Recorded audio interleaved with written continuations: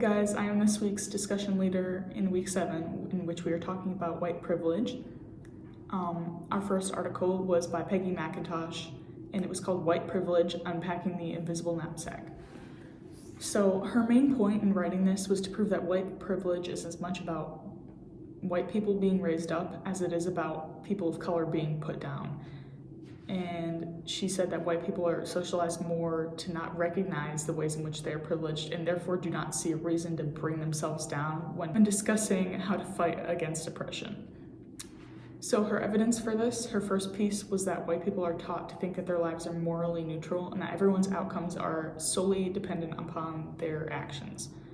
This proves to be untrue, as a white person can commit the same actions as a person of color and not see as harsh consequences. This can be seen this was not mentioned by her, but you can see it in the cases where there is a drug-related crime and a white person sees a much less harsh sentence than a person of color does. So I thought that really went towards proving that point of hers about how white people are brought up as much as others are put down. White privilege is often about power more than earned strength. That was another point of hers. She describes herself as being shielded from fear and hostility because of her whiteness, which she in turn was taught to inflict on others. This gave her unearned power over them. Like, she didn't do anything to deserve the power or respect that she felt that she had just inherently because she was white. Her third point was that in her studies of men and male privilege, McIntosh found that men were rarely in distress about their unearned advantages and power. She used this to argue that the same can be observed when it comes to white privilege, as most white people seem to be truly unaware of the advantages that they hold over people of color. McIntosh ends by mentioning ways oppression can interlock and how it causes it to be hard to analyze, as it affects people differently due to their different identities, and how one identity may give them privilege while the other one may make them more oppressed. She tries to inspire change and hope by saying that if we slowly chip away at these systems, that in the future generations can benefit from these changes. So that was the first one. The second one was by Beverly Tatum, and it's called Defining Racism. So her main point was that racism is still very prominent in our society. It continues to thrive because of assumptions and generalizations that are continually taught to young children. This makes oppression and prejudice unavoidable because we are constantly bombarded with it. She likens it to saying not wanting to be called a smog breather in a city that is just full of smog. You can't help that you're a smog breather, it's just all around you. So her first point was that when young students were asked to draw Native Americans, they had no idea what to draw, but when they were asked to draw Indians, they immediately started drawing stereotypical images of Native American men wearing feathers and holding weapons or acting in some violent way. Because these children did not have much life experience, they had to go off of the knowledge that they have been taught through the media and through school. Children learned these depictions of Native Americans through media such as Disney's Peter Pan. That's what she said most of them cited as their source of how they knew what an Indian was. Her second point was that white people are often treated more as individuals and are not identified initially by their whiteness. Because they are taught to believe that this treatment is the norm, white people often do not take the time to recognize and appreciate their own privilege.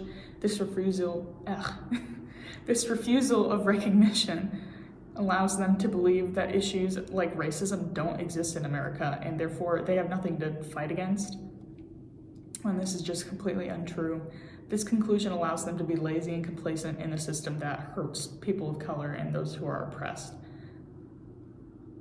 Her third point was that white people are often passively racist instead of actively racist. This one really struck a chord with me because I have a lot of just people I know and relatives who will say, I'm not racist, and then they say something and it's like, can you not see that that is racist? But she talks about it in terms of people always think immediately of people who are overtly and openly racist and pushing towards actual clear oppression, when a lot of the oppression is more to white people. It seems more underlying and not so obvious.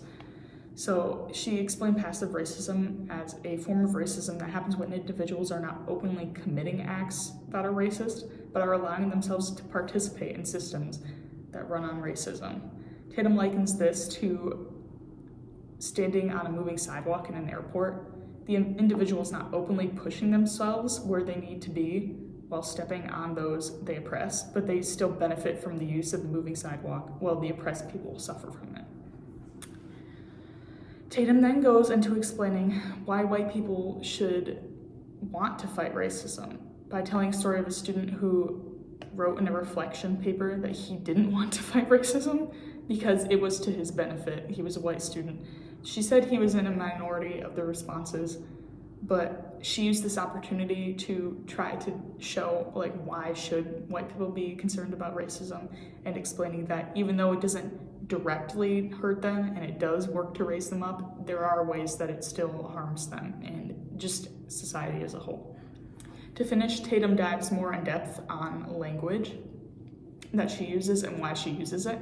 She explores the way language surrounding race has changed over time and the ways race and ethnicity can be similar and different.